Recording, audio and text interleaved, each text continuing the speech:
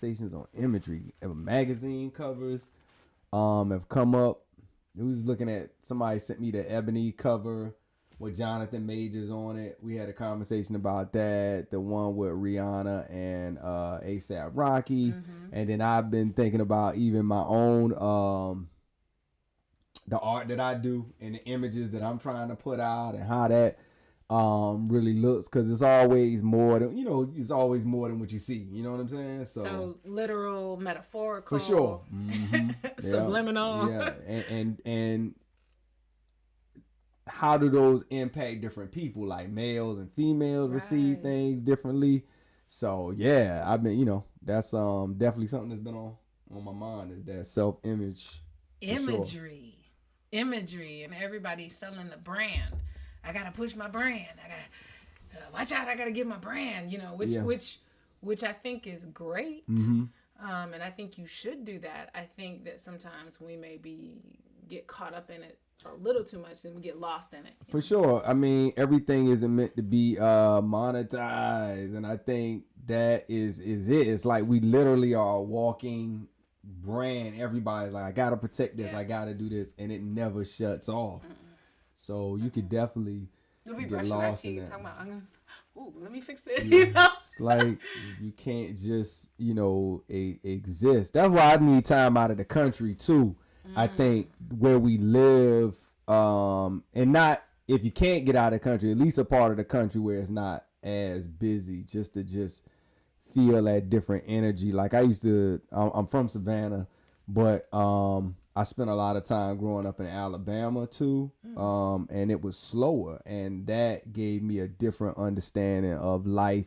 Going and staying with some of my people where they were like, "Hey, we going in this field to pick these peas." Hey, that's right up my lane. So we walking, and it's literally dirt roads going to church. I mean, it was just like, it was like time stood still there in some regards. And then, hey, even Savannah, which was faster than that, it still wasn't Atlanta or New York or California. Like, so those kind of experiences stick with me when I feel like, oh man, we overdoing it. Yeah. But then when you are not a regular person and you are a creator, you still have to be like, well, yeah, let me maintain myself, but I am running a business, so that balance, you know what I'm saying? And we're, I'll say this. People like you and me, people who are creators, content creators, who are always in the creative. Like, we're always waking up in the middle of the night with a thought. For sure. It becomes a part of you. Okay. And so there's a time where you're like, you got a notepad by the nightstand. You got your your notepad on your all day. As a vocalist, I have the recording mechanism on my phone. As soon as I think of a lyric, if I don't lay that thing down and I hear another song, it's gone. It's gone. Okay. So I think part of that is it's just in our nature to do that. And you were talking about the country per se. Okay.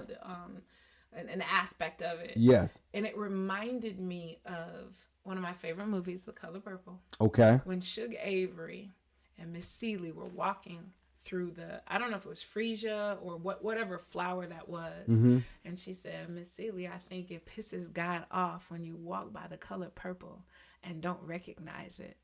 And what that pause. Hold on. No, I'm saying pause because I've seen that movie 1,000 times, and I that line, I'm like, yo, I never even remember that. But go back. We'll go back. Whole dialogue, but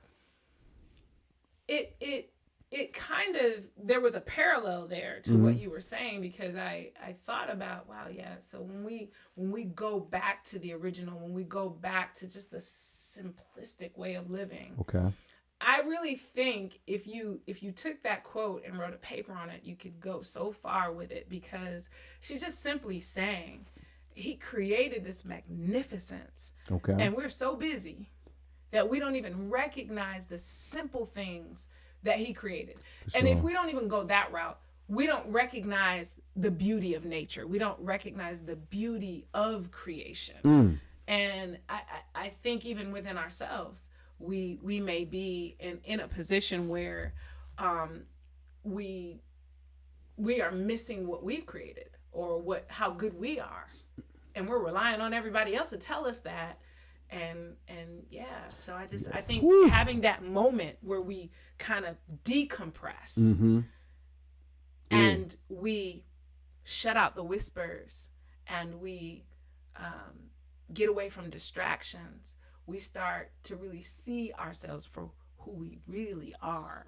That's powerful.